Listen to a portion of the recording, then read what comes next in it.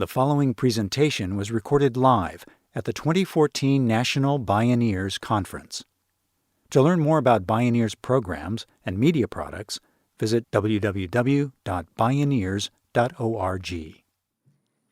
All right, well, good afternoon, everyone. Hello. Welcome to our panel on eco-regional design. We have a fantastic, smaller than we expected, but still fantastic panel here. And we are looking at the question of how do we align political governance with the ecological realities rooted in watersheds, food sheds, culture sheds, and regional economies. So it's a great, big, juicy topic.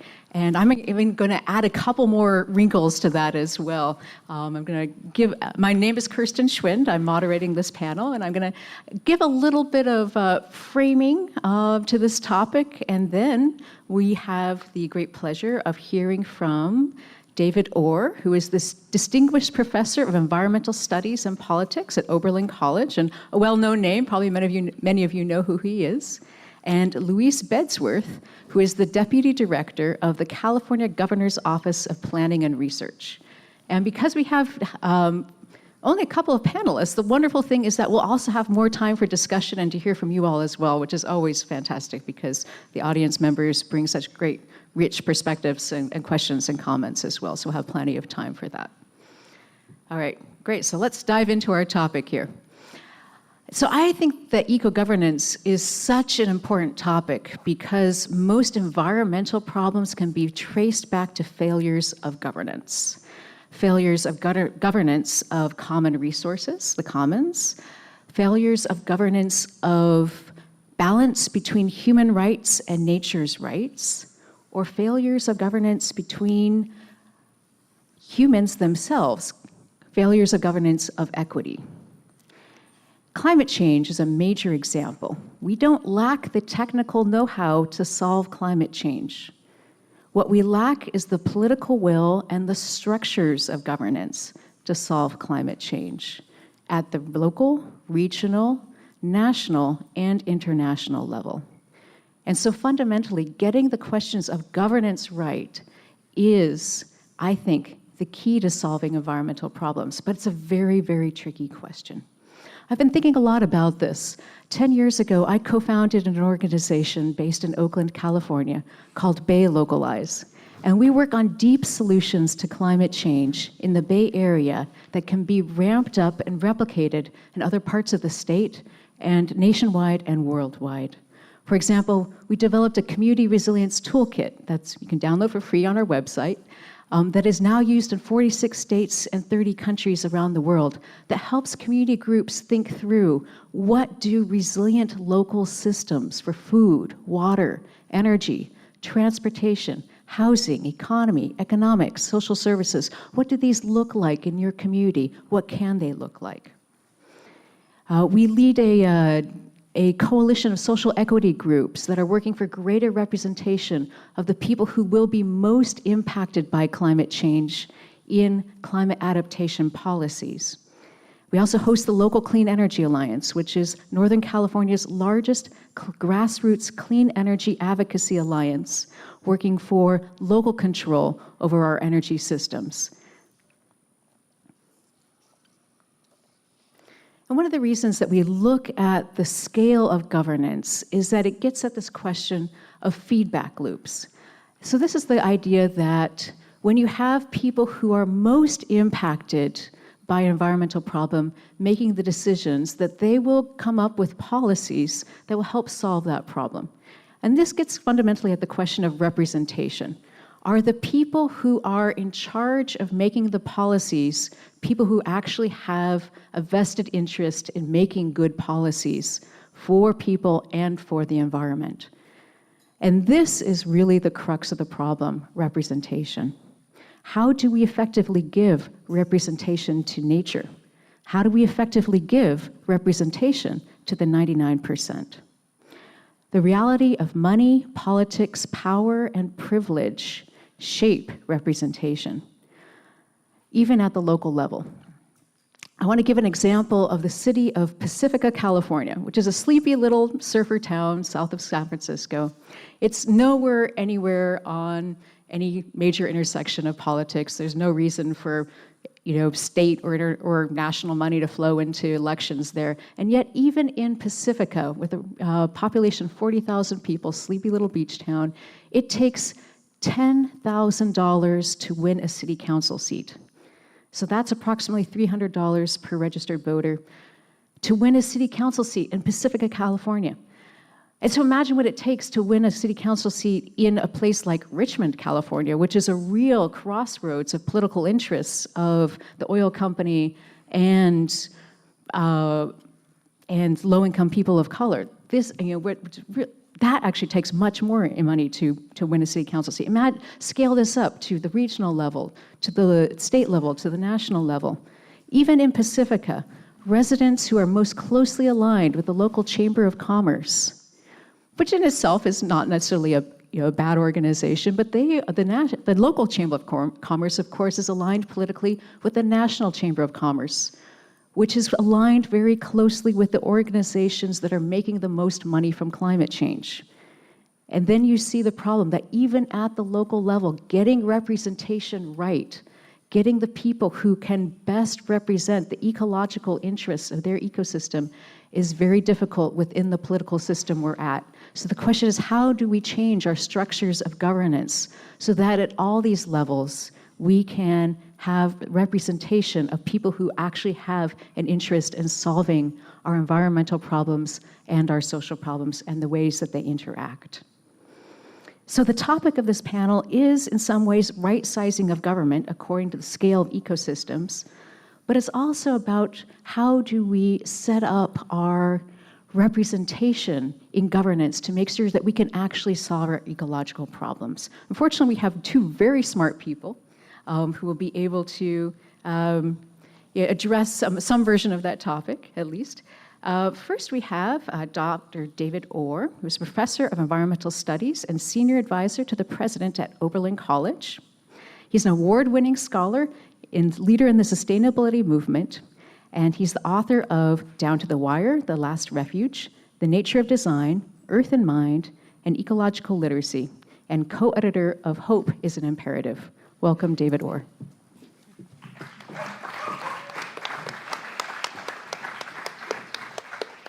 Louise, thank you. Let me find my...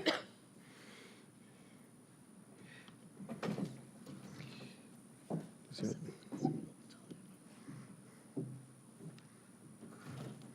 Somebody may have to help me here. Is that booted up there? There we go.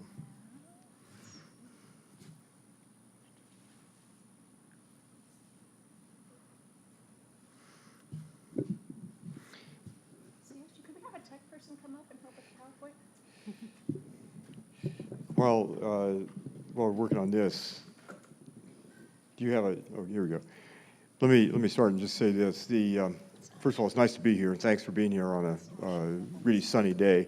This is the only place I know you get days like this. People come inside to listen to folks like me talk, and I'd rather be out there, and so we're going to cut this short. Here's the... there we go. That's just an attention getter. And notice the guy's face over her back there. Anyway, it has nothing to do with the program, but it has to do with maybe how we think about these things and the situation we're in.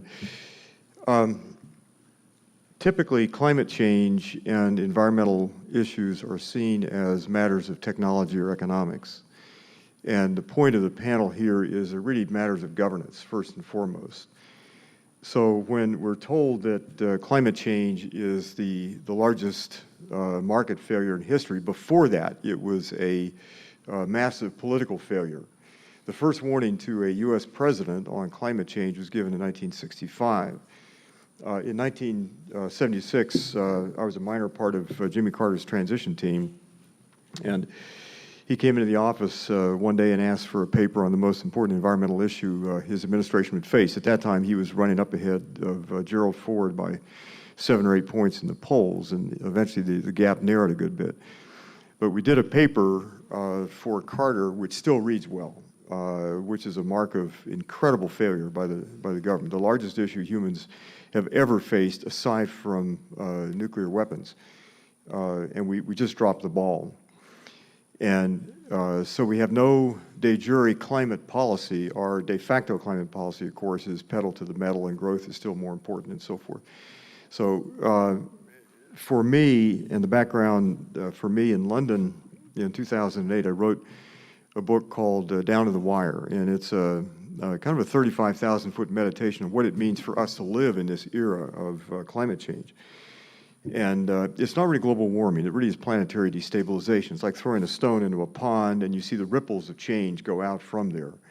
And so this is a huge issue, we all know that. And so that was a 35,000-foot meditation, and about the same time I worked for a foundation then that put some large amount of money into developing what was called the President's Climate Action Plan. And that document was an attempt to bring together 200 or so climate scientists and policy people and address what do we do. And the assumption was that climate change isn't just another issue on a long list of issues. It is the linchpin that holds those issues together. Get that right, you get lots of other things right. And so, and the other big assumption was we just don't have much time, and time is not our ally in this. So think of this as going down a highway, and we've been, at the end of which is oblivion or a cliff or whatever, and we've been passing exit ramps off that highway to safer destinations than we're otherwise going to. So we met with Obama, we met with all the candidates that ran for the presidency in 2008, except one guy from Tennessee, Fred Thompson, who didn't believe the issue was real. But it didn't have a major effect at that time. We stayed with it. Bill Becker and some of the people involved in this met with the whole cabinet back in January, and so there's been an ongoing dialogue. And we commissioned the University of Colorado Law School to help us think through what a president could do without ever having to go to Congress. And so basically for that reason or for whatever reason, President Obama has been very good, kind of below the radar screen, but shifting federal purchasing and regulations and so forth. But we still don't have a climate policy anywhere near adequate to what we need. And Louise and people in California government have been really setting the pace. The other day at the pre-conference intensive, which I missed, a good bit was aired about what California is doing. It really is quite exciting and amazing leadership. So let me start, that's kind of background. Let me start with what we're doing now. And I want to start with Ann Whiston Spirn's quote here: "Now is the time for telling new tales, for retelling old dilemmas, how to live in the world and preserve it, how to sustain tradition and foster invention, how to promote freedom and cultivate order, how to forge identity and value difference, and how to appreciate parts and grasp the whole. Now is the time to tell stories." And one of the great things about Bioneers and the 25th celebration of this organization is that those stories are being told here, and the work of all of you in the room and the thousands of Bioneers around the world doing great work. We're beginning to weave a new narrative in this. Let me start with also part of the background. At level one, can we tell a new story and begin to reweave the fabric in which our politics are embedded? This is a building we did began in 1995. It's called the Adam Joseph Lewis Center. It was a project that landed on my desk for lots of different reasons to raise money for and so forth. And so we pulled together a group of about 250 students, faculty, administration, town people that wanted to be involved in making a new building. This building, I think, I'm correct in saying this, is still the only entirely solar-powered, zero-discharge academic building, I believe, in the United States, maybe the world. This is a view of it. What we try to do in an acre-and-a-quarter setting, a very small building, 14,200 square feet, is to make it a laboratory of sustainability. So I deal with a generation of young people who look at these curves going up and down, and there's no place for them in the world. It's kind of beamed me out of here, Scotty, and the world is changing dramatically for them. It's very easy to get very despairing. So the theory, the pedagogical theory, or the educational theory of this was to do something about these things at a scale which you can get your head around. I don't know what you do with the whole world, That's a larger, different scale problem, but I know you can make buildings that are powered by sunshine. So this building was, the students came in and made the standard for it, and long story short, the idea was that this building would cause no ugliness, human or ecological, someplace else or at some later time. Now, if that's the standard, then you go upstream to wells and mines and forests and the manufacturing establishments where the materials start that are crystallized in this thing we call a building. Then you also go downstream. If it's added to the toxic burden of the planet, which most buildings do considerably, or global warming, or compromising human dignity, you can't say that that building is a good building. Now, that's kind of the macroscopic standard of aesthetics. And like truth, beauty, and justice, you try to get there, you never quite get there. Buildings are just buildings. But what this did more than anything else was to spark imagination of possibilities. And so coming out of this project, there were about 10 or 11 buildings, or pardon me, companies started, included Lucid Designs, which is the, for my money, the premier high-performance building monitoring company in the world. And that started as a class held in this building in 2001 with people from NREL and a group of 10 or 11 students, 3 of which started this, the company Lucid Designs. The back of the building is a student-maintained orchard and garden and so forth. So this was a laboratory in food and energy and building monitoring. An interior shot, this is Bill McKibben on Earth Day a couple years ago. The Living Machine, designed by John Todd, and the idea here was to use nature as a standard. We teach biology by carving up dead cats, and the goal here was to teach biology by assembling an ecosystem that actually does things. So it handles all our wastewater. The standard for the building was drinking water in, drinking water out. This is the PV array on the roof, and I got up on a ladder one day and took this picture, waited for the sun just to get the right angle. I didn't have any idea how much of an impact the building had until I saw this. In the UK, Harvey's Beer had taken my picture and put it on their label. So my people are talking to their people. We're working out some way to get Harvey's Beer to my front door every week. Say again? Good. This is a net energy exporter. Last year we generated 144% of the power needs of the building. This year it'll be probably closer to 150%. This is part of the Lucid design. This is a building monitoring system. And what Lucid is now doing is taking the monitoring system and applying it to the larger town and also to the region, and I'll explain that, as well as lots of other buildings around the United States. This is kind of the rest of the story at this level. What we did was to not debate ecological design, but simply start it and do a building that was, at that time in the 1990s, a model of ecological design. It was selected by the American Institute of Architects a few years ago as the most important green building of the past 30 years. So the idea here was not debate it, simply do it and talk about it later. And then the question is, can we take that model, that little tiny bench lab scale experiment in sustainability, and apply that to a city? And so 4 years ago, nearly 5 years ago now, we launched what was called the Oberlin Project. And this is Oberlin, Ohio. I sat out here at Bioneers a few years ago. I showed this picture, and I said, well, this, by the way, is a picture of the downtown of Oberlin. I said, we got this picture by attaching a first-year student to a helium-filled balloon. His name was Bob, and he was from someplace in New Jersey, and we gave him a camera with electronic download, and I said, we miss him. He didn't transfer. He kind of drifted away. And a woman came up to me afterwards and said, you know, you really shouldn't treat your students like that. And so we didn't do that. Bob didn't take this picture. This is taken actually from a balloon. We're a city Midwest in the Rust Belt. This is the heart of the U.S. economy 50 or 60 years ago. So this is, well, I forgot the map here. We'll have to go back to that anyway. Detroit is to the northwest of us by about 84 miles on a straight line across Lake Erie. Toledo is to the west about 65 miles. Youngstown about an hour and a quarter to the east. Cleveland 35 miles to the east. So we're the old U.S. economy, Rust Belt. Typical Rust Belt cities, we have a high poverty level, 28% at or below the poverty level.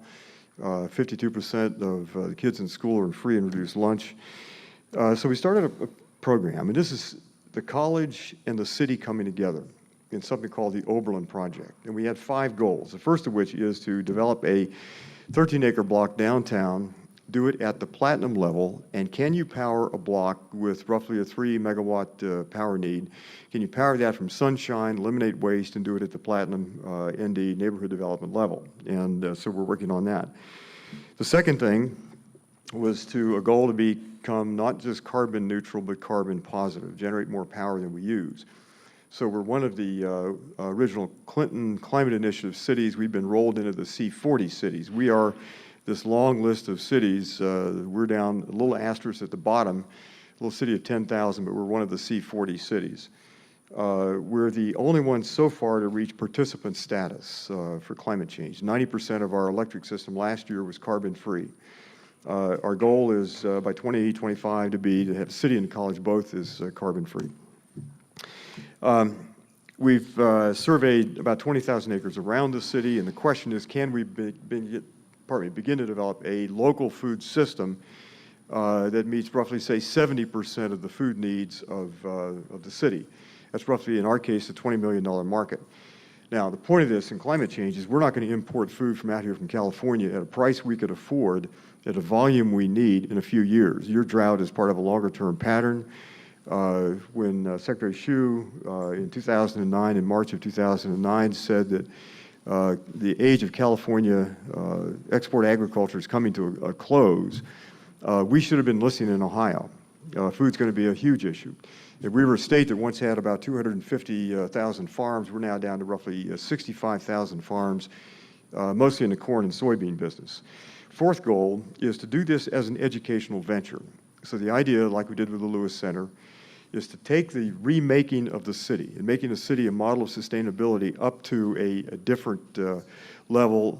So in the doing of this, we educate the public and begin to build a very different kind of citizenry that understands the reality of where we're headed and how we avoid the worst that could lie ahead. And then the last part is to replicate this model around. So we've taken the city and we've created a series of different task forces. And the title of this slide is Full Spectrum Sustainability. And a friend of this and a partner in this effort, Pat Doherty, a newspaper man, said, well, this is like full spectrum sustainability. Now, when you think about this, what we've done typically in this movement is we have a sustainable ag movement, and there's a public policy movement, and a green build movement, and a green education movement. So we've been as bad as the standard industrial model. We've isolated or siloed these areas. Our goal here is to begin to tie them together so that public policy decisions, the management of all these issues is done in a way that's a systems context. So any part helps to reinforce the larger whole. This is so don't bother reading this. This is a slide made out of an article that Donella Meadows wrote probably 12 or 13 years ago before she died. And what Dana did in this was to ask, where do you intervene in systems, whether it's Oberlin College or California or General Motors or the Pentagon? Where do you intervene to get maximum change? And these are ranked in inverse order. So the things at the top here mark slow the damage, kind of like walking north on a southbound train.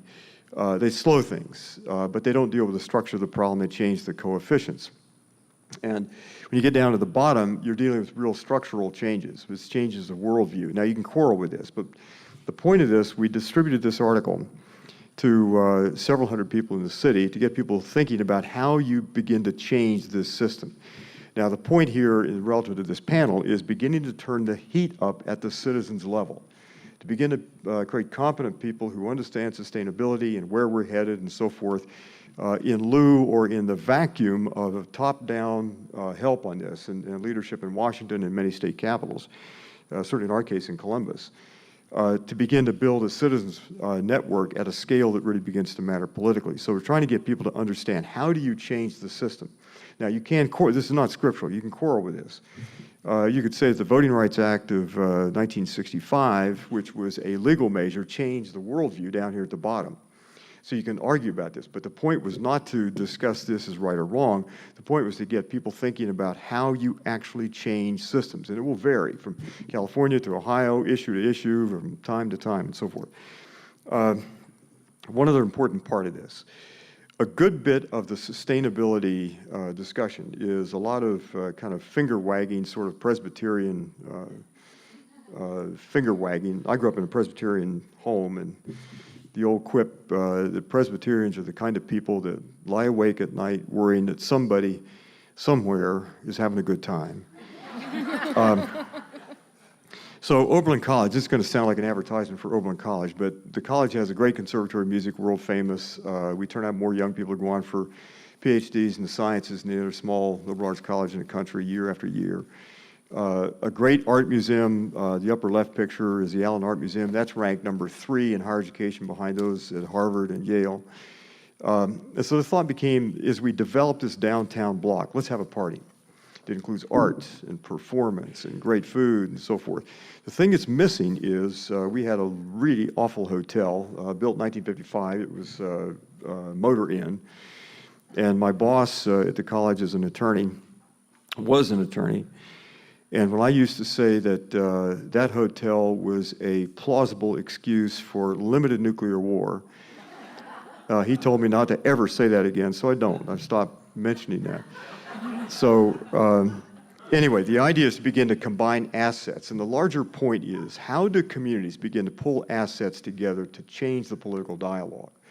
So can we have sustainability as something of a party? It hits both halves of the brain. So it's the artistic and, innovative part and humorous and so forth. And then, oh, by the way, it's powered by sunshine. So can we bring these together into a larger dialogue? And I think that dialogue is critically important. This is the block, Google picture of the block, and up the top is the Allen Art Museum, and then Performing Arts Center in the middle, and the world's worst hotel, a plausible excuse for limited nuclear wars down at the bottom. That's what we're going to replace it with. We started construction on the hotel about a month ago that will be the first entirely solar-powered hotel conference center, I think, in the world. And this is cloudy, Ohio. If you can do solar-powered buildings at this scale in Ohio, you can do them anywhere. And of course, we get more sunshine than Germany gets, which on some days has gotten 50% of its energy from renewable sources. So this is a hotel, a conference center, commercial space, and so forth. It'll be a brew pub and a jazz club and some other things with it. This is the part of the thing that is driving us. We needed a driver in a downtown economy. And this begins to change the whole dialogue. So we have people right and left and so forth, but coming together around downtown renewal and an improved economy that becomes a buyer for local foods and art and crafts and so forth. These are 3 Oberlin graduates, Josh, Newman, Ben. This is the New York Times story about them. And right across the street from that hotel is this $17 million complex done at the GBC, the U.S. Green Building Council gold standard. This is apartments, condominiums, and commercial space on the ground floor. The point for you younger people is these kids did this in their early 20s. They had no money. They're poor as church mice, but they raised $17 million, begged, borrowed, and stole $17 million, and did an amazing project. And this is part of the downtown renaissance in Oberlin. This is a 3.2 megawatt output solar array that we did. We are 24/7 power is about 11 megawatts. We peak at 22. This is 3, so it shaves a big part of the peak off. We're one of the Clinton Climate Initiative now C40 cities. Sherrod Brown, some of you may know, in the U.S. Senate. This is a 100 kW array on the Lewis Center. So this is what we've done in downtown. So the idea is, could you make this a model of sustainability? Everything in black has been done. Everything in red is still in play. The Oberlin Inn, the gateway, is be a $34-35 million project. Maya Lin is doing a sculpture for us at that hotel also. So the question is, could we begin to change the political dialogue in the area by making this a model of sustainability? And the answer is yes. These are the things that we've done so far. In total, we've spent or committed about $106 million, most of which is private investment money. So we've taken $1 of philanthropy and converted that into about $5 of, or a little bit better, of private investment. This is what this means. And it's scanned down this. If you're a young student coming into Oberlin, this little town out in the middle of Ohio, well, actually, northern Ohio, it's a really cool 24/7 downtown that's starting to emerge. It's a fun place to be. If you're a faculty member, it's better facilities. If you're a business person, it's more business in the downtown. For Sherrod Brown and people in government, it's economic renewal from the grassroots up, because government isn't going to help us a whole lot right now. For Bill Clinton, it was climate action.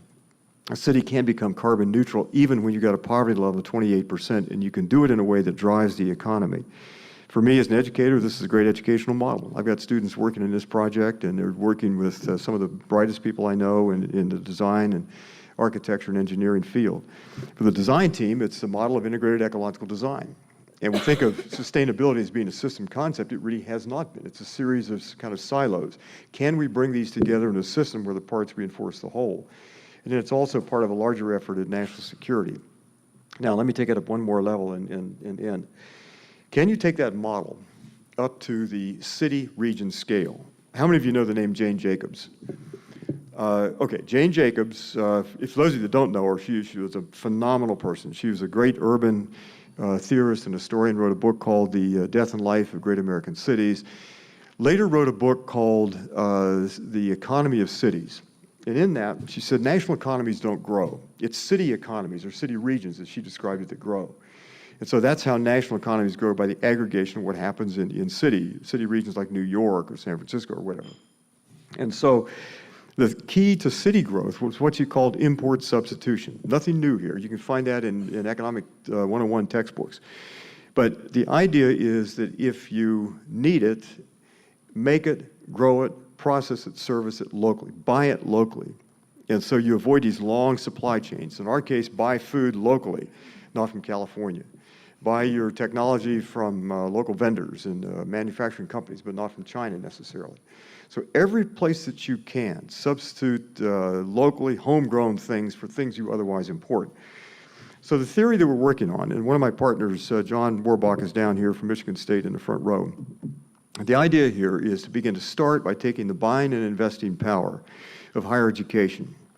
And so our endowment at Oberlin is give or take $800 million. Our budget is up into roughly $200 million per year. Can we begin to redirect that to buy locally, to support local economies? And can I, as a faculty member, take part of my retirement funds and invest that locally? The focus is on, the second bullet here is on three things. Urban redevelopment, what's called smart growth, local agriculture, sustainable agriculture and food systems, and then renewable energy, and I'll also add up here efficiency, which is a critical thing missing here. The process is simply import substitution. Can we shift, say, $1 billion per year into local redevelopment? And the theory also is you can't solve Detroit's problems or Cleveland's problems or Toledo's problems or Oberlin's for that matter just within those cities. You have to begin to extend the idea of the city region around the Lake Erie western shore. So we're looking for all those places where 2 + 2 is 22, not just 4. This is the region. At the north end, I don't have Flint on this map. The north end is Flint, Michigan, which a city the mayor told me the tax revenues dropped 20% per year. That's a city in economic freefall. And this was the wealthiest part of the United States, say 60 years ago. Youngstown, Ohio here in 1940 had the highest per capita income of any city in the United States. And that city now looks like the German army marched through in 1943 and just destroyed everything. It's come back a bit, but it's got a long, long way to go. So this is the region. Call it the Lake Erie Crescent region because it's around the western shore of Lake Erie. And then the theory is to take the buying and investing power of these organizations listed on the left and to start here, move part of their buying and investing power into these three areas of smart growth or urban renewal. Local food, sustainable agriculture, renewable energy, and again, I'd add efficiency to this. So imagine, for example, this is a Cleveland Indians stadium. The owner told me that the Cleveland Indians will be a World Series winner in 2016, so look out, Giants. Here they come. And well, he promised me, this picture actually was taken from his booth, and he promised me just shortly before this picture was taken, I thought, well, if you're going to win the World Series, I'm going to get a picture. I'll sell it on eBay or something. But anyway, imagine sports teams and hospital complexes and large NGOs begin to shift their buying and investing power. We're talking about the first pebble off the mountain, and how do you start that avalanche of change? It will be done by necessity, but also opportunity. But imagine sports stadiums where they're powered by sunshine, current sunshine.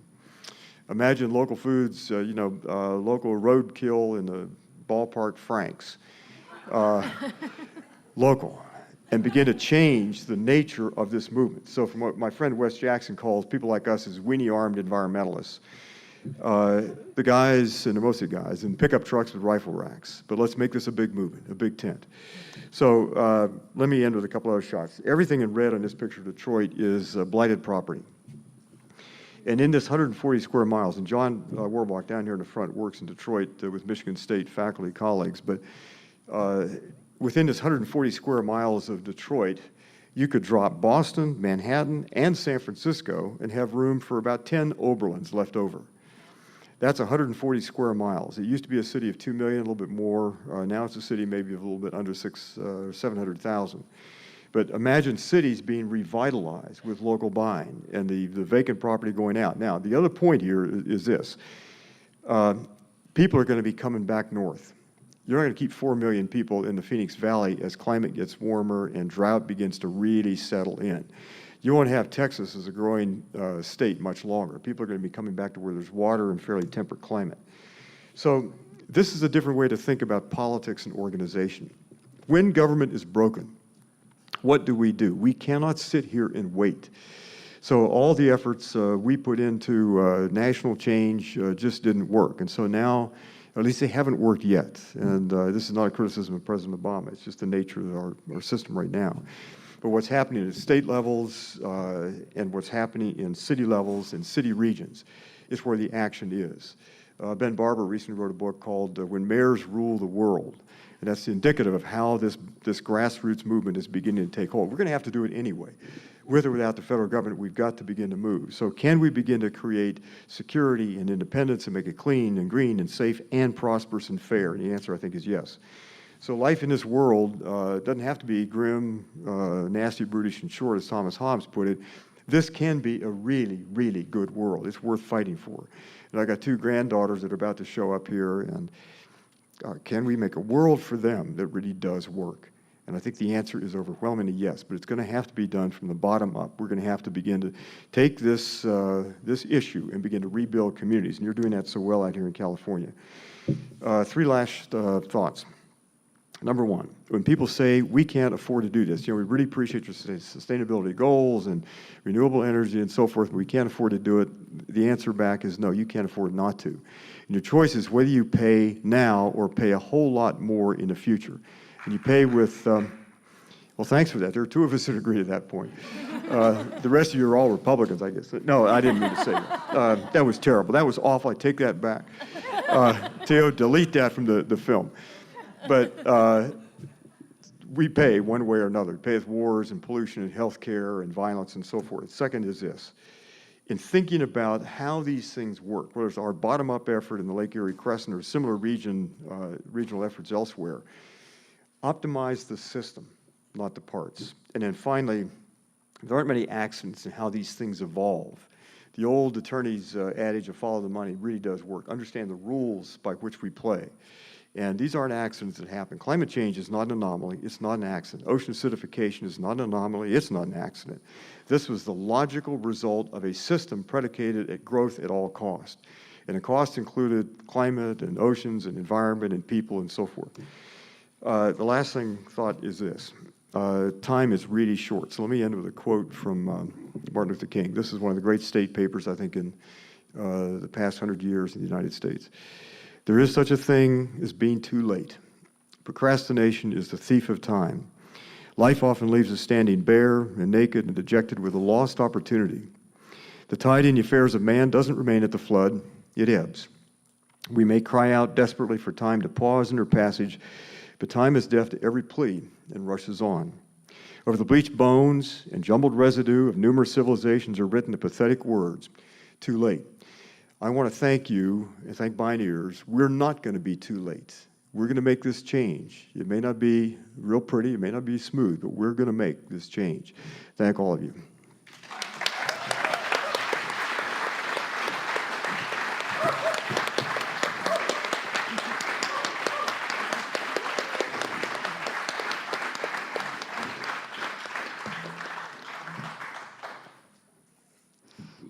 Thank you, Dr. Orr.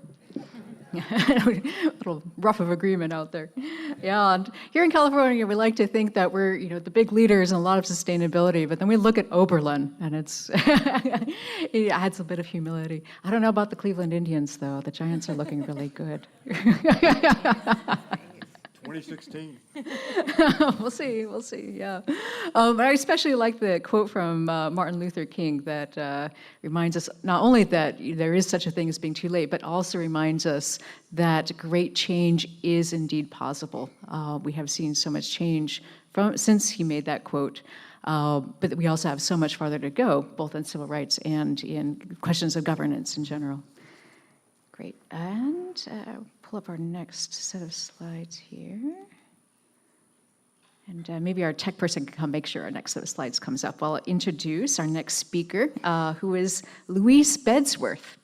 Dr. Louise Bedsworth. She is the Deputy Director of California Governor's Office of Planning and Research. And if you've never heard of this office, they're actually a little bit of like the silent hand that makes some things move in the state of California, so it's worth knowing about. She was formerly a research fellow with the Public Policy Institute of California, focusing on adaptation to climate change. And let's see, do you need access to this computer here? Yeah. She's also held positions with the Union of Concerned Scientists, Redefining Progress. I miss Redefining Progress. It was a good organization. And the International Institute for Applied Systems Analysis. So working for the state, she'll give us a little more of an insider's view on that. Welcome, Louise.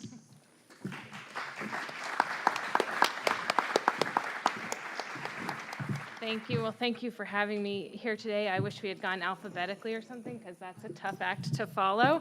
But I'm going to talk a bit about what we're doing here in California and an effort that we have underway to really think about how we plan for the state's future, building on what we're doing now.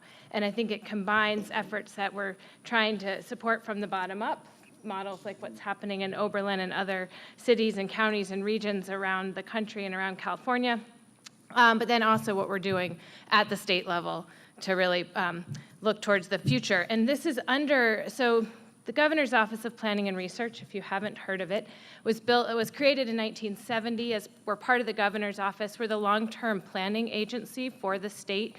We serve as counsel to the governor and the cabinet on long-term environmental issues. Of course, our role has evolved a lot since 1970, and the office ebbs and flows with different administrations. But I think one thing David said at the beginning of his talk was about a document from 1965. One of the documents that we look at as a really important piece that's come out of OPR was in 1978, and that was under Governor Brown's first administration when he drafted an urban strategy for California. And actually, it was really looking at the state's urban areas, how we create and sustain vibrant, exciting places to live, and doing that so that we can preserve the state's natural lands, working landscapes, agricultural lands, and avoid the urban decline that was starting to happen in eastern and midwestern cities at that time. And I mention that only because what's kind of scary about that document too is you can read that document today, and you could change a few numbers and up the population, throw the word climate change in there a few times, and probably put it out today, and no one would know the difference. I mean, it's very similar to a lot of the efforts we have underway today in California and elsewhere. And that was a really important document. And that's actually a piece that we're trying to recreate, looking out now, trying to take this longer term view. And it's something called the Environmental Goals and Policy Report, which is a catchy name, I know. But we're looking at it now in the context of California with 50 million people. So we have 38 million residents today. By the middle of this century, California is expected to have 50 million people living here. So we're really trying to look at how do we continue to grow our state, our people, our economy, but also protect our environment, address climate change, and really strike that balance and preserve the lands that we want to preserve, develop economy in the way we want it to grow, an energy system, infrastructure, and everything like that. So this is just the population going to 50 million by 2050.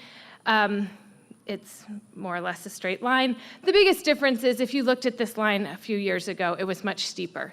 So one thing that's been interesting about California is our growth has moderated quite a bit in the last few years for a number of reasons. Immigration and migration into the state has slowed down. We've also seen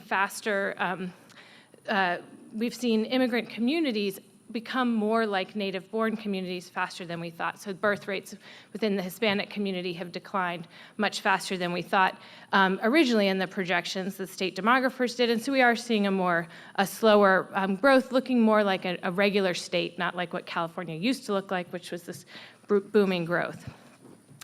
Along with that, we have a number of factors affecting our demographics. One, we're seeing, and we've seen this for a while, this actually isn't new, but I don't know that our policies are very well suited to it. Our fastest growing areas are the inland parts of the state, places where we have a lot of land and a lot of place to expand. It may or may not be land we want to grow on. It's also where we have our prime agricultural lands. It's where we have our most important habitat. It's where we have lands where we want to be developing renewable energy. So how do we look at all those factors in those growth areas? We also have an aging population. This is looking out in 2030. We're going to have a much higher share of the population over the age of 60, almost double what we had in 2000. And so we really have to think about how do we accommodate the population that we have coming and what our population is going to look like. What does that mean in terms of our housing needs, our transportation needs, all of those, all those factors. We also have a growing income gap in California, and this is not unique to California. We're seeing this nationwide. This shows household income between 1980 and 2010. This is a graph from the Public Policy Institute of California. What you see is rapid growth in the highest income earners and flattening or stagnant or declining income at the lowest levels. This is also really striking when you look region by region or county by county across the state, when you look at educational attainment, when you look at household incomes, when you look at unemployment rates. Our state is very different if you compare Marin County or San Mateo or Santa Clara County with Tulare County, where you're going to see an unemployment level that's almost 3 times as high in Tulare. And so how do we manage and grow a state where we have that kind of disparity today? Okay, and then of course, the framing issue, I think, that touches on everything we're trying to do and is really a driving factor in this administration and in the previous one too, I think, is climate change. And the fact that we have committed ourselves to reduce our greenhouse gas emissions to 1990 levels by 2020, but also to deep emission reductions 80% below 1990 levels by 2050. And the state is on path to meet that 2020 target, and we're actually working on what does it look like to keep us on that path to 2050. And what you can see is that's a much steeper decline. And so if you look at trying to maintain a constant percent emission reduction rate of emission reduction between 2020 and 2050, we're going to be after reducing emissions at about 5 times the rate that we have been to meet our 2020 target. So we're really looking at what does that look like? How do we make that happen? And thinking about a benchmark between 2020 and 2050 that's going to get us on that steeper path. And that's something we're working on right now. The other piece of this is the fact that we know we're already experiencing climate change. We know that the drought we're in right now, while it cannot be attributed to climate change, the conditions that led to this drought are more prevalent under today's climate conditions. Along with that, we see the wildfires that we've seen this year. The King Fire, it grew 15 miles in one day. And that was because of the dry conditions, the high temperatures, the overgrowth in the forests, and the amount of fuel load that we have. But we're seeing those effects today. And if we look to the middle of the century, the end of the century, even under our most optimistic scenarios, where we reduce emissions globally very successfully, we're still going to see more change because of what's in the atmosphere. And this is the point where this is the 3rd time I've had to show this slide this week, and it's very depressing, and I'm sorry. But there's a lot that we can do. And there are a lot of things we have underway that will be helping us adapt to those changes we know are coming and that we're experiencing now, and that are also helping us to reduce emissions. But it is a real challenge, and I think it's going to be a really important companion to our efforts to reduce emissions, is thinking about how we prepare for those changes that we are experiencing, and how do we maintain an agricultural industry in the kinds of conditions that we have today with the water system that we have. So as we look to our future, we've been working on several fronts, which is how do we create the vision? What is it that we want our future to look like in California? Developing cross-cutting goals. And this is really thinking in that way of not silo by silo, but what is it that we're trying to do? So in California, if you follow California policy or regulation, or even the number of bills that are passed and signed every year, I think this year it was 500, we have no shortage of goals in California. And they are not all complementary. In fact, some of them conflict with one another. And so really what we've been trying to do is take an inventory of what goals do we have, how do they fit together, and where are they taking us? And what's it going to take to achieve them? And then how are we going to track our progress as we're doing that? And so we're working on all three of these fronts. So we think about our vision, and we encapsulated all of this in a discussion draft of a document called California's Climate Future, California at 50 Million. And this is the discussion draft of the governor's environmental goals and policy report. And we put the draft out last fall, actually. Then over the last 6 months, we've done about 13 workshops across the state of California, from Eureka down to San Diego, including Lake Tahoe and Riverside and Inland Empire. So been around listening and hearing from people, putting out, here's what we think our future should look like. What do you all think? And how does this look compared to what you're trying to achieve in your community? It's really not surprising. I think, we look at having a strong economy. We look at having our vibrant urban areas, prosperous and sustainable rural regions, a vibrant and healthy environment, a healthy and engaged population, thinking about public health, but also civic engagement, efficient and sound infrastructure, so thinking about how do we maintain and preserve what we have and invest in infrastructure for the future that will help us achieve this vision. That includes things like broadband and other things we don't often think of as infrastructure but are really going to help us build the state that we want to see. And then we have a series of cross-cutting goals, and I think, and I'll go through what each of those are and what we have, what our main efforts are within each of them. The first is, I think, really an acknowledgement and a recognition of the fact that we are not going to accomplish this from the state level alone. And so we have to be supporting from the bottom up, building sustainable and healthy communities all across California. We have state programs to do this, but we also have really important planning that's happening at the local level that we're trying to support through grant programs, guidance, and tools. But this includes our active transportation program, sustainable communities planning, which is happening at a regional scale to link transportation and land use planning to reduce the amount people have to drive. Taking steps to further promote infill development. The state actually has planning priorities that were adopted in 2002. The first of those priorities is to develop in compact, already developed areas, so thinking about redevelopment opportunities and infill development opportunities. We've done a number of things in the past couple of years to try to make that easier. There's still a long way to go. Integrating public health, climate change, and economic development into our planning processes. In our office, we are also the primary liaison between the state and local governments. We provide the guidance for city and county long-term planning documents called general plans.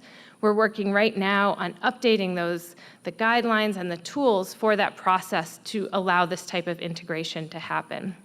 And then these are pictures that I've taken over the last year or so from all different parts of the state. This is a little cheating. This is where I live. This is Oakland, where they've seen a very successful redevelopment of, this is Lake Merritt, and then of the downtown region or area.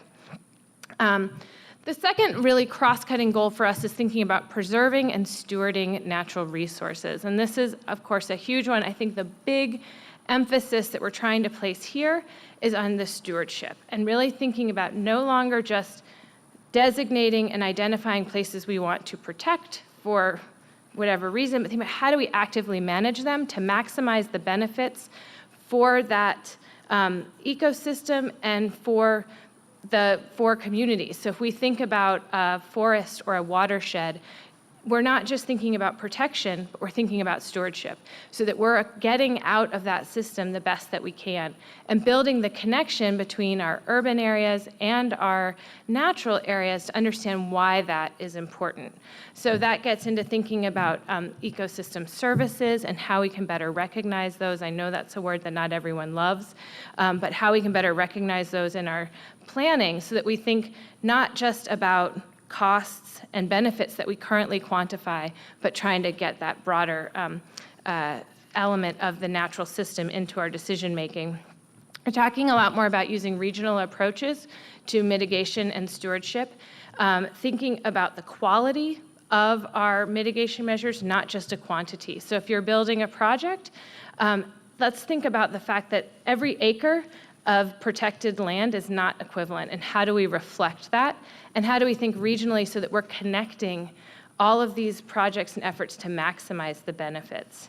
And so really this gets to promoting active management and stewardship of our natural resources. Of course, this also as a critical piece of this, and none of these are distinct from one another, all these elements are connected. But another important cross-cutting goal is to support a sustainable water system in California.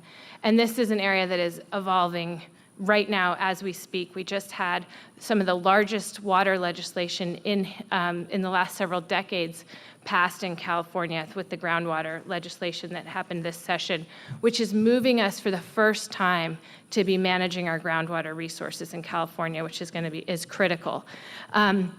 We're looking a lot at the water and energy nexus, so how water efficiency and energy efficiency go hand in hand, and why they're, and how through saving water, we're saving energy. We use a lot of energy to move water around our state. Delivering safe, clean drinking water to everyone. We have communities in our state, particularly in the Central Valley, who do not have access to clean drinking water. We have places right now where they turn on their tap and they don't have water. And that is in California with the largest, we're the 7th, 8th, 9th, whatever we are right now, largest economy in the world. And so how do we address that and really think about that holistically? And with that, also thinking about species and habitat. And I think another big effort underway with the Delta right now is really looking at how all of these pieces fit together in an ecosystem, and really then thinking about a resilient water system. How do we protect ourselves and get ourselves in a position when the next drought like this happens, that we don't have people with no water coming out of their tap, and that they are able, that we're able to weather the kinds of variability and change that we're going to see. The other cross-cutting goal is decarbonizing energy and transportation. It's a really wonky, geeky word, but there's a lot of reason why we ended up there. It's really thinking about the transformation of our energy and transportation systems that is underway already and that we're trying to continue. When we look at our 2050 greenhouse gas emission reduction goal for California, we need to have over 3/4 of our electricity coming from renewable sources. We need to increase energy efficiency of our building stock at a sustained level for the next several decades that's never been seen before. We need to have about 80% of our direct fuel uses to be electricity. So all of these things have to happen. That includes electrifying transportation. We really have to be thinking in a much more integrated way about these systems, that we no longer have electricity generation, cars. These are all becoming one and the same, and how this all fits together is going to be critical. And energy efficiency is an incredibly important piece of this, because that's really going to help us save money and not overinvest in new infrastructure to power all of these things. Smart land use and reduction of travel and VMT is also critically important there as well, much in the same way that energy efficiency is in buildings or appliances. And then finally, incorporating climate resilience into all of our policies and investments. We have an emission reduction goal for California. We can measure our greenhouse gas emissions. We can measure our megawatts of renewable energy. We really need to start thinking about how we get ourselves more resilient.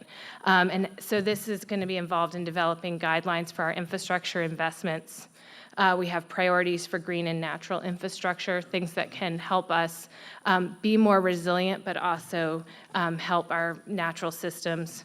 And then really moving to where we're considering climate change in all of our policies. And this, I think, is particularly eye-opening. Governor Brown was on President Obama's task force for state, local, and tribal leaders on climate resilience. And that's been meeting over the last about 9 months.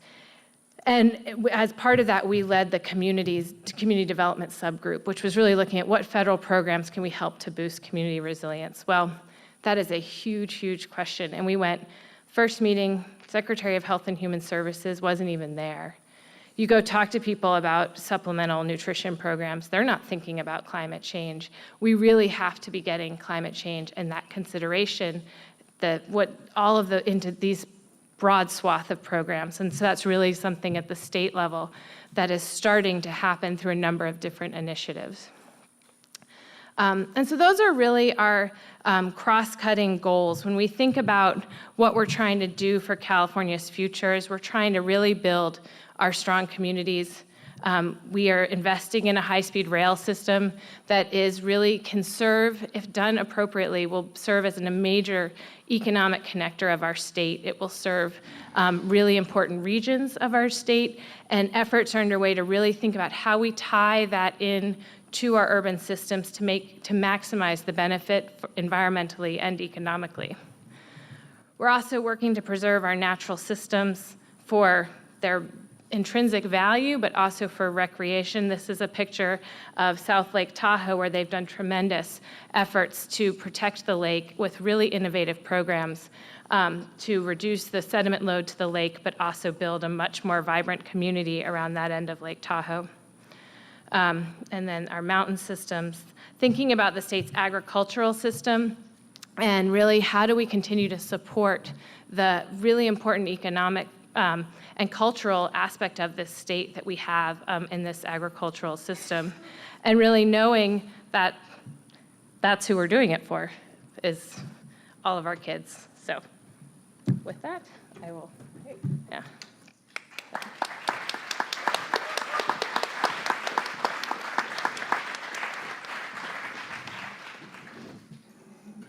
Great. Are these mics on? Yeah, great, they are.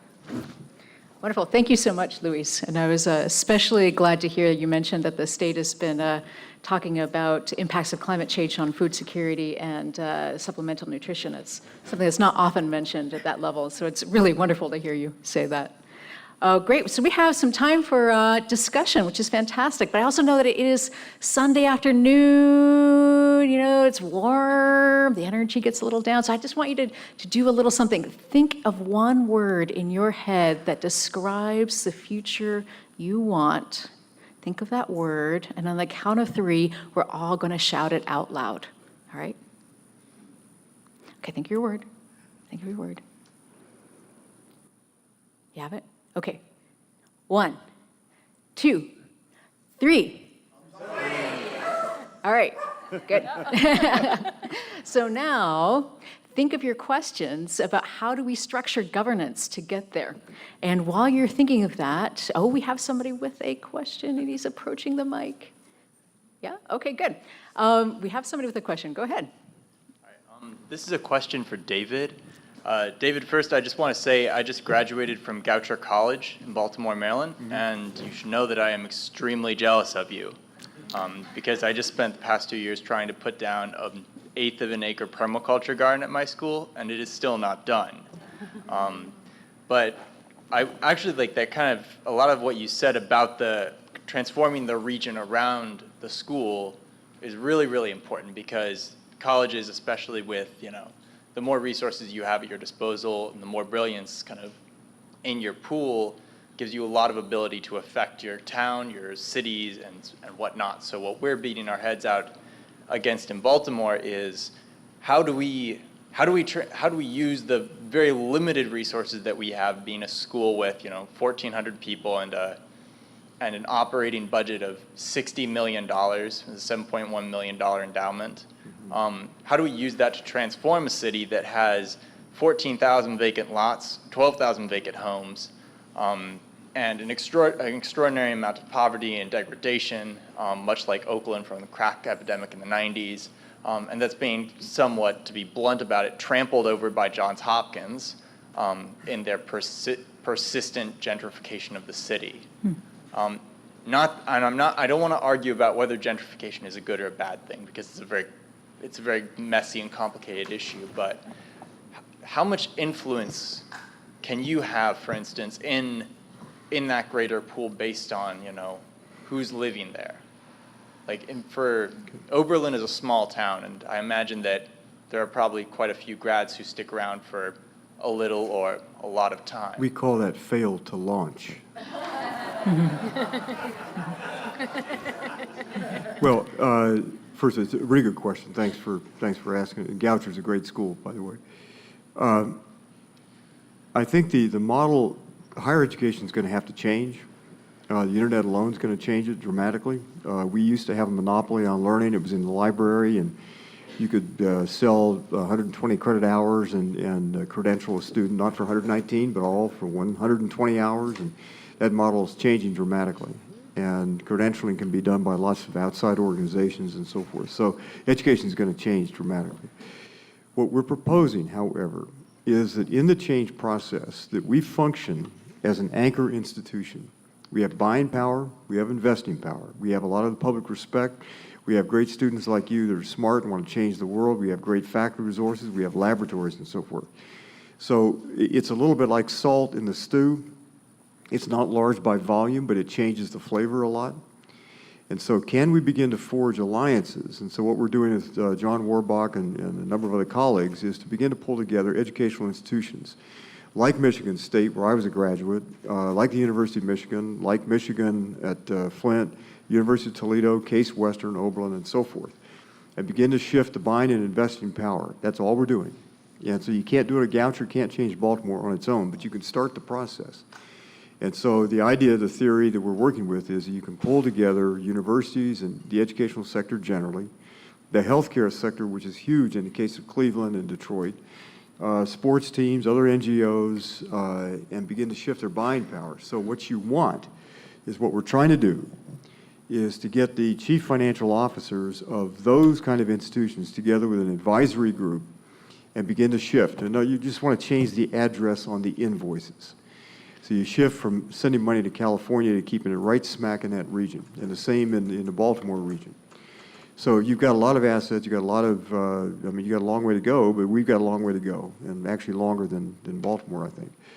So it's band together, come together, create coalitions around this. And so we're trying to do what we're doing in the Lake Erie Crescent. We're trying to do the same thing in the upper Midwest, along the Front Range of the Rocky Mountains, in the southeast, and the upper part of New England, and in California here.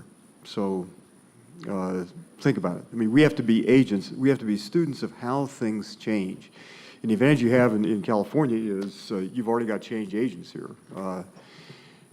So Louise has agreed to come to Ohio, move to Columbus, Ohio, and set up shop with us in Ohio. I think that's what you said, right? Yes. Anyway, thanks for the question. Thank you. Right. And I'd like to encourage our speakers also to think about the topic of structures of governance as we answer our questions as well. Please. Excellent. Thank you both, all of you, for being here, and the audience as well. And my question is in regards to changing the paradigm where money and the politics involved in money really influence the policy output. And specifically, maybe for Louise, but probably for David as well, many efforts have been made to pass policies at a state level to implement truly deep green ecological practices. But if they don't make a huge profit for industry, they never get past lobbying. And so my question is, there is some efforts to create a local, in Santa Barbara right now, there's a sustainable living research ordinance that's being moved forward to create a legal framework to allow people to actually do the R&D work to prove that these deep green practices can be done. Things like composting toilets and wastewater treatment systems that are really low tech, and natural building, all these things that have been demonstrated the world over, but without the industries making huge profits, we can't get them legalized. So how would you suggest, both at a state level, how can the state support local innovation and transformation in local economies and within those regulatory framework, and really get the money out of the policy. Next question. I think it was a good question. Yeah. I think it's a great question, and I think I don't know that I have a very good answer for you. I think there have been some nice examples, at least, where we have been able to help. I mean, when you think about community choice aggregation for local energy, where there's been a big push to try from industry to try to get rid of it, and we've managed to keep that off. Or when they tried to strike down AB 32, Global Warming Solutions Act, we saw a tremendous, that proposition got beaten handily. But I think it's a challenge. I think one area that we're looking a lot at right now is gray water and recycled water. And I think it really comes down to chipping away bit by bit. And I think the drought has really pushed that to a point where we're thinking, okay, we have to figure out how to make this happen. And so that's something that we're sort of chipping away on. Food is another. We've had a challenge. We have a lot of people who want to work on food with the state. I think right now, though, what we need is also some external support and partnerships to make that happen. I don't think we really have the expertise right now to think about what is a sustainable local food system look like. And we've been working with someone from Los Angeles who's got really interesting and neat ideas around aquaculture. And we've been really trying to, we've done a lot, I think, at the state on some of these innovative ideas of really having a lot of success with partnering with outside organizations, the philanthropic world or nonprofit community or private, some instance private companies. That's when we haven't been able to really get people to grab onto. So I think in a way it's unfortunately slow and a little bit issue by issue. We also have been trying to get a better handle on what are the barriers, though, for a city or a county to be able to do some of those things, and where can the state step in to help? So solar permitting, for instance. We made a guidebook for streamlining permitting of solar systems. There was a law this year now that requires every single jurisdiction in California to have a streamlined permitting process, and they follow now the guidebook that we created. So, I think it is a little piecemeal, but it is happening a little bit by bit. I agree with all that, and California is doing so much more than most other states in the union. Go to 35,000 feet, just a second. Your question asks us in a way to identify the proverbial elephant in the room. And the elephant in the room is money, pure, plain, simple. And if you put 400 people in this space, you could easily do it.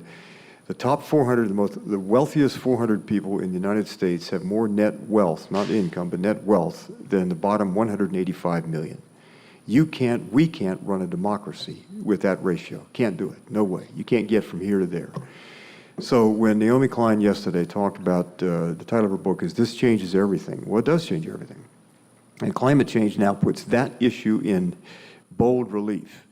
And so the first thing we have to do at 35,000 feet, including all the things that Louise has said here, are wonderful. That's down in the weeds at this level, and they're necessary. They're where rubber meets road in a way. But we've got to take money out of politics, pure, plain, simple. We have to begin. We pay for. Okay. We've got one fan out here. Yeah. We pay for federal elections one way or another. Why don't we pay above board instead of below the board? How come the Supreme Court says that wealthy people can essentially buy elections? Citizens United was a fraud. It was the worst decision since Dred Scott. And there have been lots of bad decisions in between Dred Scott and here. That's just, I think, about the worst. And so it opened the doors to corruption at a scale that we can barely imagine. We have to change that. This is the hard work of politics. I mean, you're doing it here in California better than we're doing it in Ohio by far. But this is the work of our generation to break free. So if you compare, say, the corporation to, say, feudalism, or to, King George III was a petty tyrant compared to ExxonMobil and Monsanto. He posed nowhere near the threat to human well-being and dignity, and he couldn't pose the threat to the future generations, but ExxonMobil does. So money is the heart of the issue. One last point here, and this is pointed out in Bill McKibben's great article in Rolling Stone on climate change is terrifying new math. We can't burn 70 to 80% of the fossil fuel reserves that are presently on the books. We can't do it and have any kind of decent future. So another 575 gigatons puts us way past, or puts us at the margin of going over 2 degrees centigrade. And I never trust these numbers, because what we found out in the climate science is things happen faster, long before you think at 400 parts per million now, we are seeing things that weren't predicted until we get to 450 or something. And parts of Antarctica past the, according to NASA, have passed the tipping point so that the melting of large parts of Antarctica, the West Antarctic ice sheet, is essentially irreversible. This is intolerable. And they will break no law by burning all those reserves. So our choices are three. We can compensate them. We can basically buy them out. It's what the British did for slaves in the Caribbean in the 1800s. Or we can confiscate them. We can simply take those reserves and say, that's part of the global commons. You have no right to burn those reserves. Or we can make them irrelevant. We can, by pressing the renewable energy and efficiency is the missing part of this dialogue often. Half the energy we use is waste.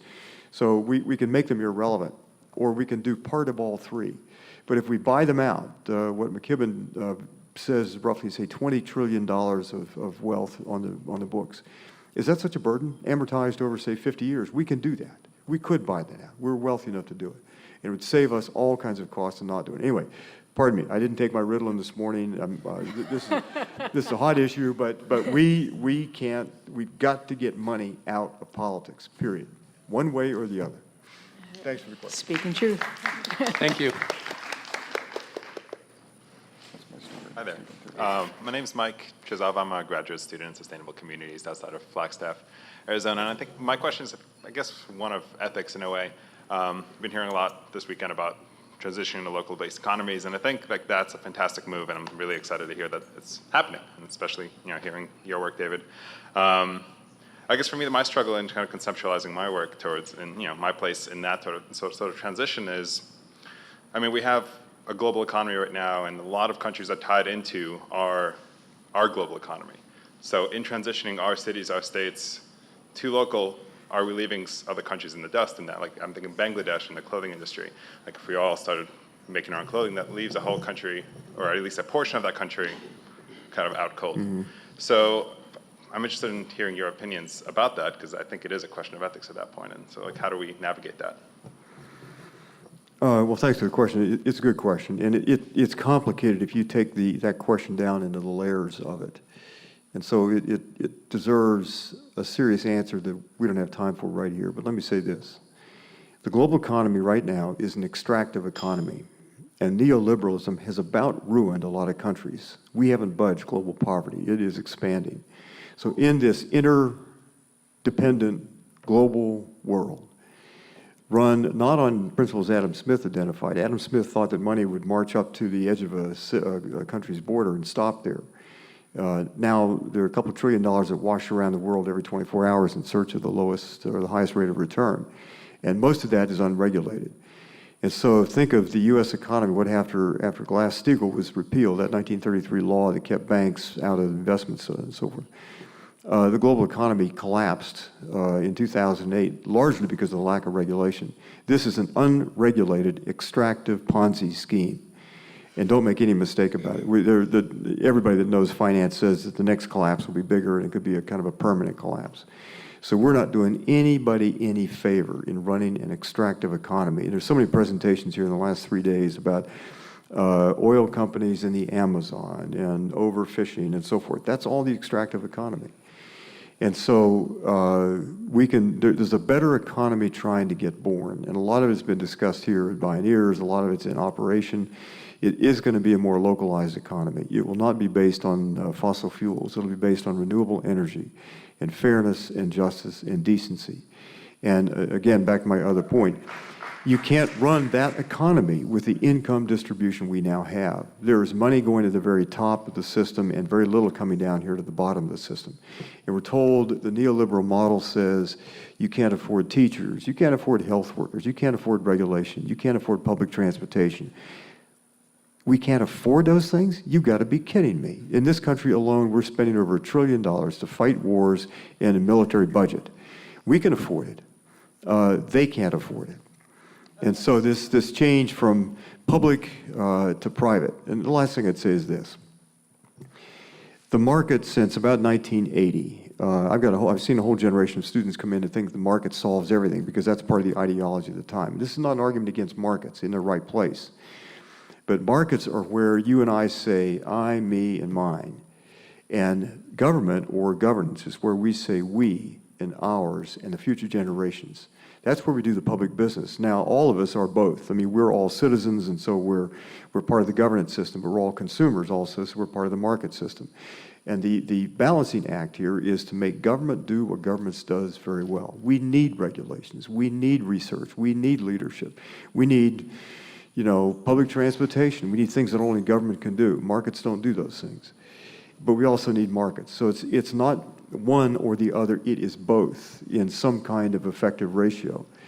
So there's a new economy trying to get born, and a lot of it's been discussed here, but thanks for the question. So it's a remarkably good question, and it goes to the heart of a lot of what we have to do. Do you have any thoughts on that, Louise? No, I'll leave that. All right, good. First, Louise, I really wanted to thank you. That was such a progressive statement from somebody working for a state office. So I was really very surprised that California thinks like this across the board, and I hope that you're able to get those done. But I'm from Detroit, and I, like most of my peers, left as soon as I could. As soon as I got out of college, I headed east. But I've been coming back the last couple of years and going back to Detroit and seeing how I might pitch in.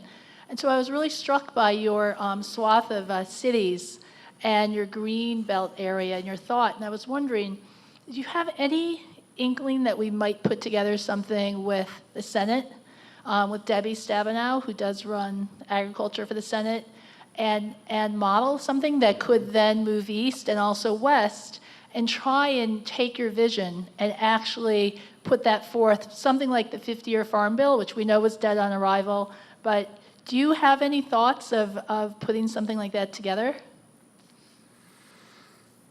Yeah, and Debbie Stabenow is one of the lights, I think, in Washington. Jennifer Granholm, and I mentioned the other day talking with Jennifer Granholm, the former governor.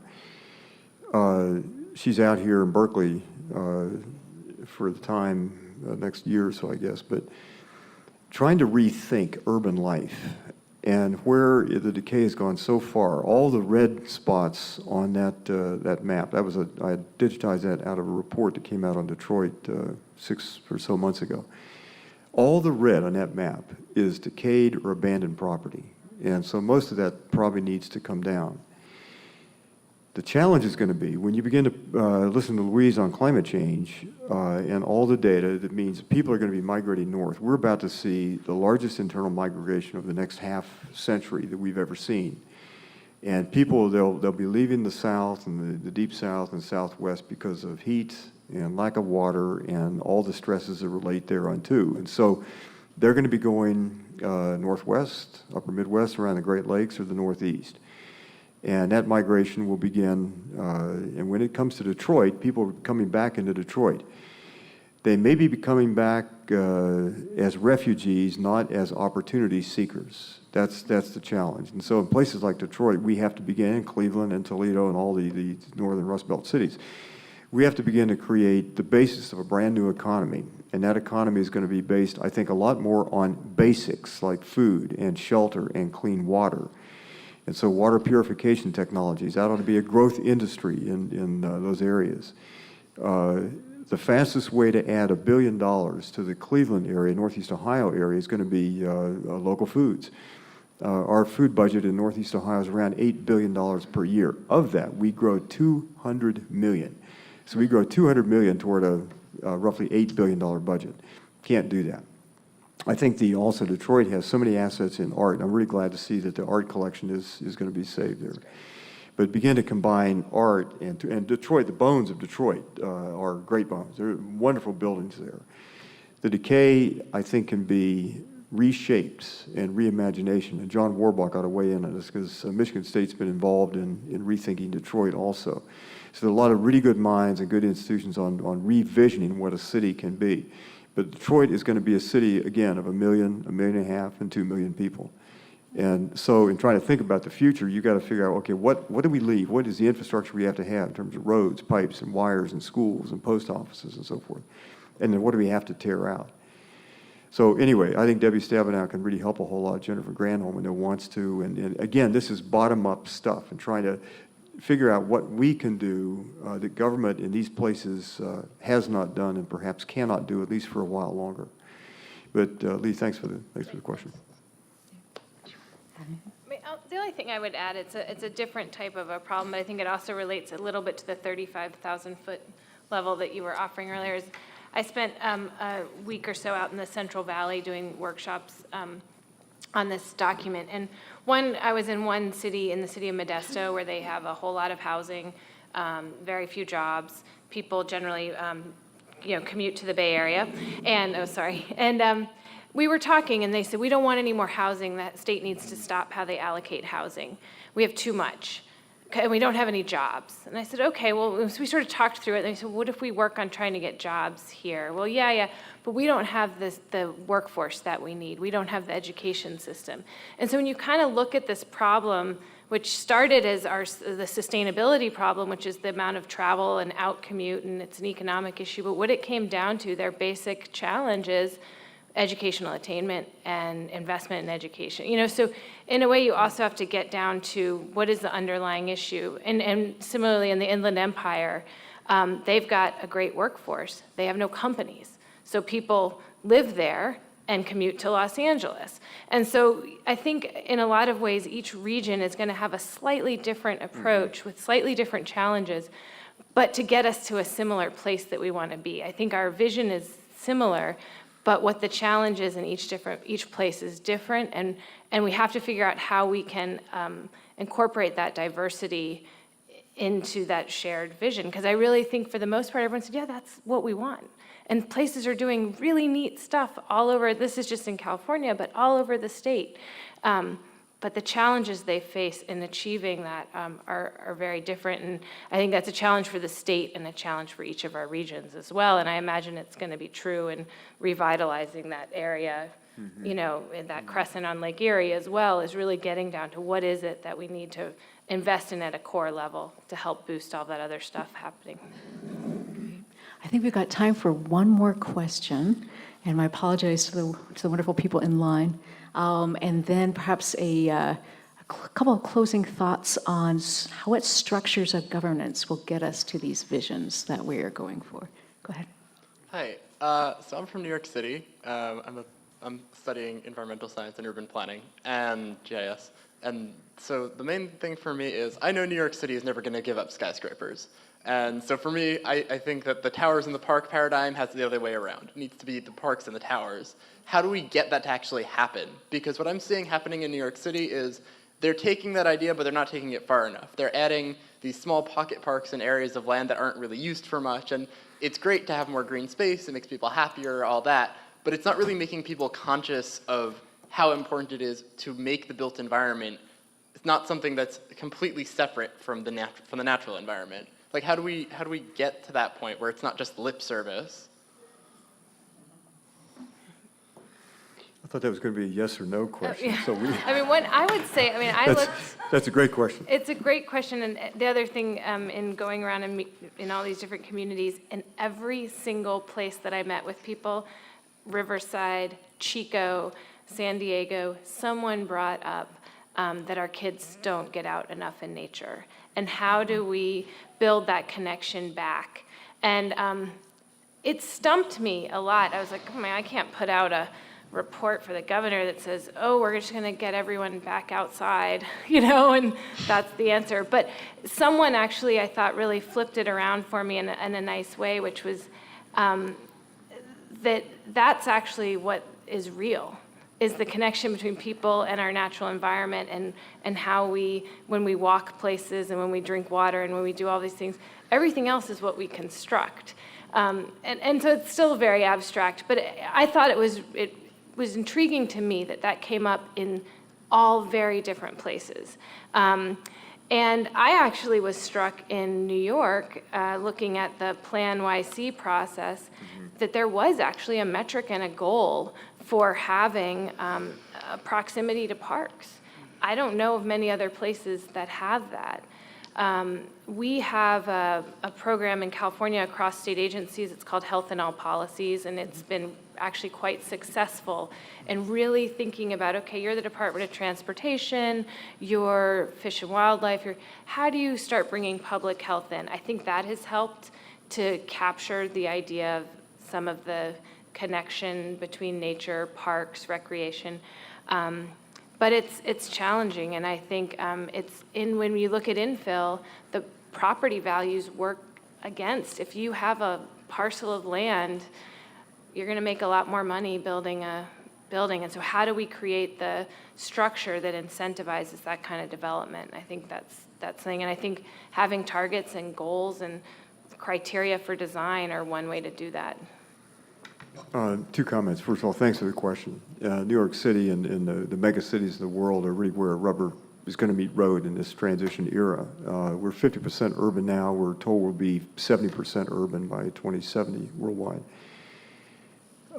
Two comments. One is New York City has done a lot. Plan YC and Mayor Bloomberg and so forth really moved a lot of things, and they have very smart climate policies. And so I think given the nature of New York City, they're really doing quite well. The second thing is this. In conversations like this, we tend to get down to technical details, and the big issue for Detroit and all the coastal cities is going to be sea level rise. And in the fourth and also the fifth IPCC report, the Intergovernmental Panel on Climate Change report, sea level rise was still down in the centimeters level, roughly 8 inches sea level rise since 1880 and so forth.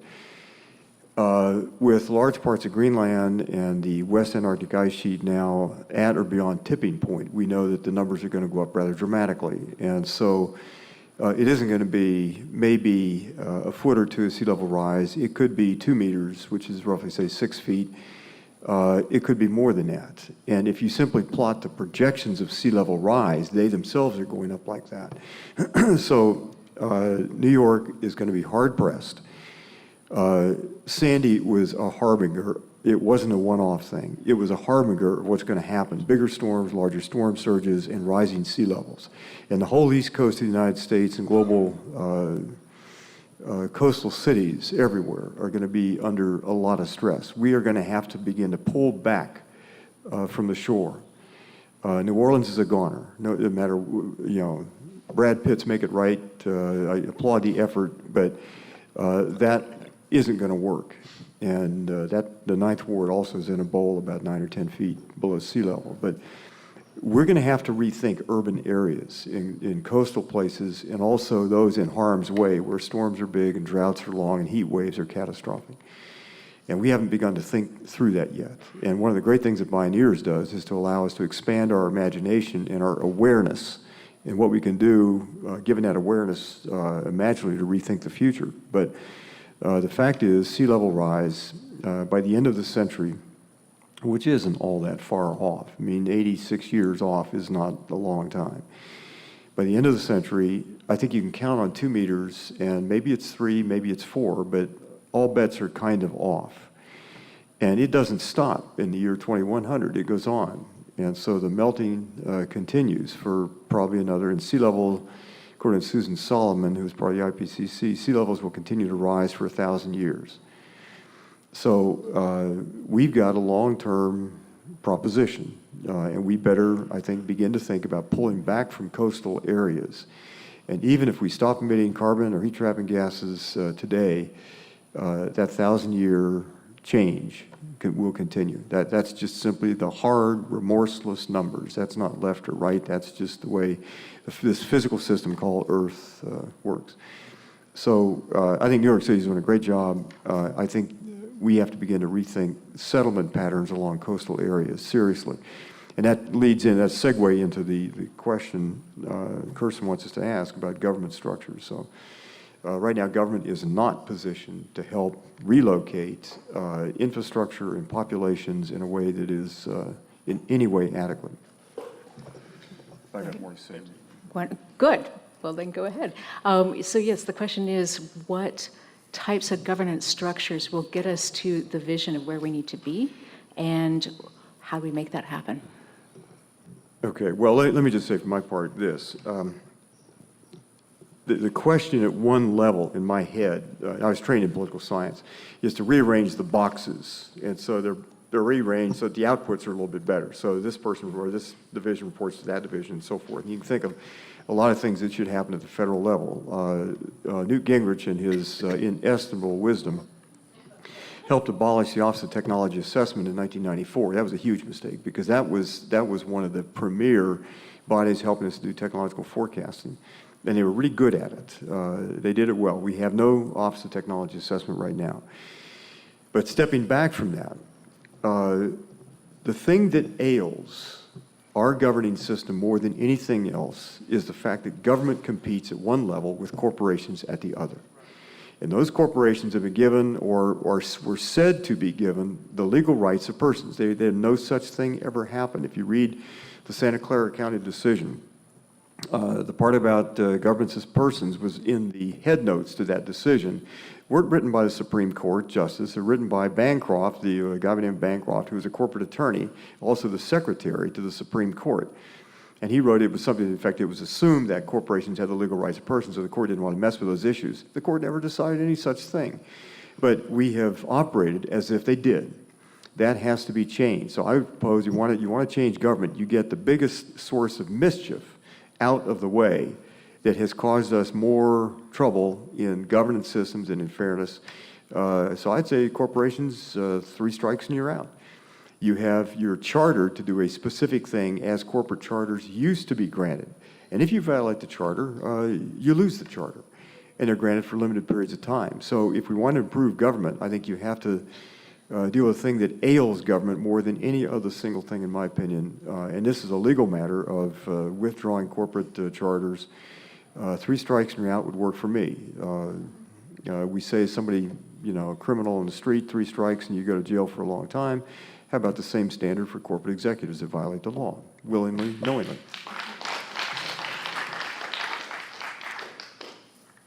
Well, I guess I'll speak, more working within the structure we have now and what we're trying to do, and I think how we can really make change happen in California and actually hopefully beyond as well. I think probably one of the biggest things we can do is how we invest our money as a state.